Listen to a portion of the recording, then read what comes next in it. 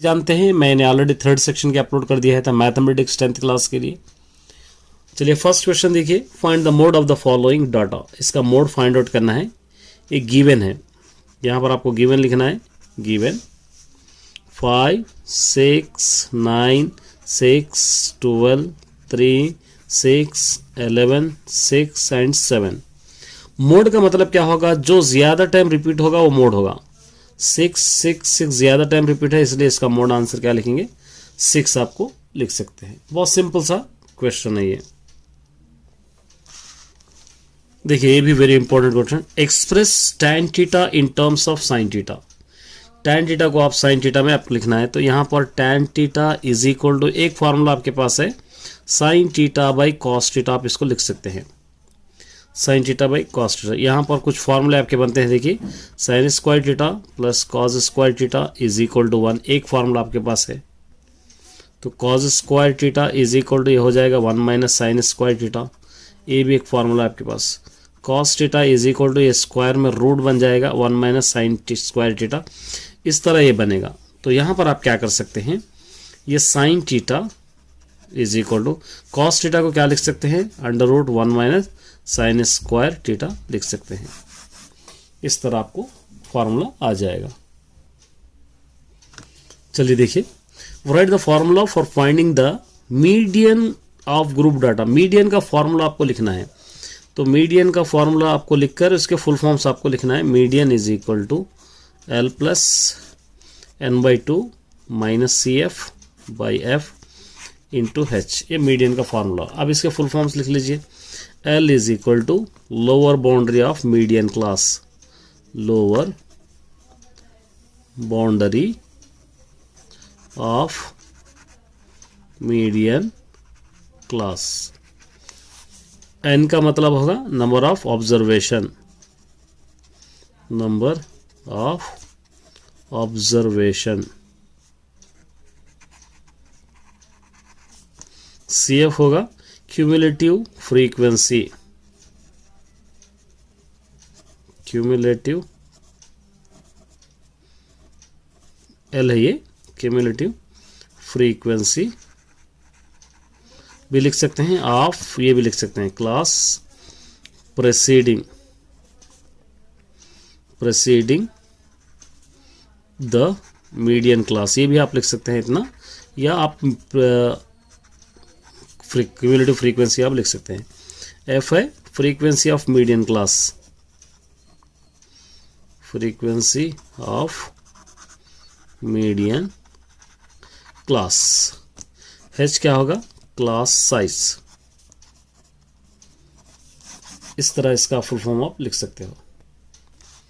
चलिए देखिए, A is equal to given है आपके पास 1 2 3, B is equal to given है 3 4 5।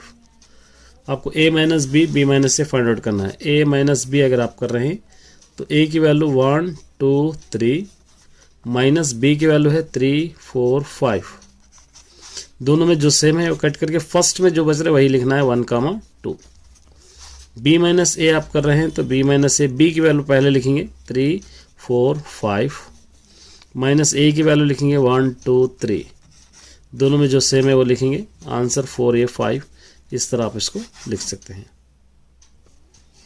चलिए एक और क्वेश्चन है, देखिए यहाँ पर -3 and 2 are the zeros of the polynomial. इसके जीरो से ही है, -3 0 2 इसके जीरो से A एंड C आपको फाइंड आउट करना है।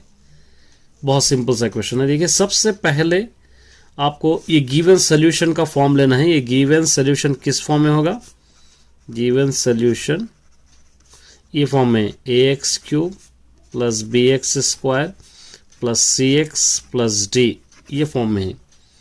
अब उसके बाद यहाँ पर उसी तरह ये क्या दे रखा है, px is equal to x³ plus a minus 1 into x² plus bx plus c दे रखा है। उसके बाद वैल्यूज गिवन क्या दे रखा है, वैल्यूज -3 0 2 दे रखा है। तो यहाँ पर आपको लेना है sum of the zeros, sum of the zeros. ये अल्फा होगा, ये बीटा होगा, ये गामा होगा, ठीक है। और उसी तरह यहाँ पर क्या होगा, alpha plus beta plus gamma is equal to minus B by A. यहाँ पर a इज इक्वल टू कुछ भी ना हो तो 1 होगा, b इज इक्वल टू होगा a minus 1, c is equal to होगा b, d और d इज इक्वल टू होगा c। ये वैल्यूज है। तो अब यहाँ पर alpha plus beta plus gamma यहाँ से आप ले सकते हैं -3 plus 0 plus 2 is equal to minus B, यहाँ से minus a minus 1 by a 1 है, ये दोनों को माइनस कीजिए 1 इज इक्वल टू यहाँ से क्या होगा minus a plus a 1, a is equal to minus a is equal to 1, इस तरफ ला लेंगे -1 minus a is equal to यहाँ पर से ये -1 होगा, -3 प्लस 2 -1, ये minus a minus 2 minus plus 1 होगा, इस तरफ ला लेंगे -1 तो ये -2 होगा, ये दोनों कैंसिल हो जाएंगे, a इज इक्वल टू 2। तो प्रोडक्ट ऑफ द जीरोस,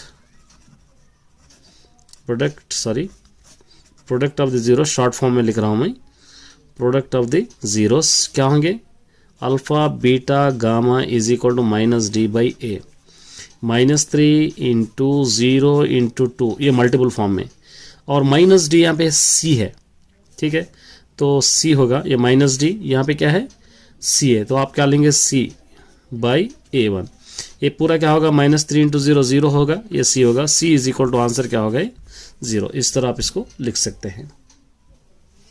ये कंस्ट्रक्शन करना है, देखिए ड्राई लाइन सेगमेंट लेंथ, सबसे पहले एक लाइन सेगमेंट आपको लेना है 7.3 सेंटीमीटर्स की, जिसका नाम दे देंगे a एंड b।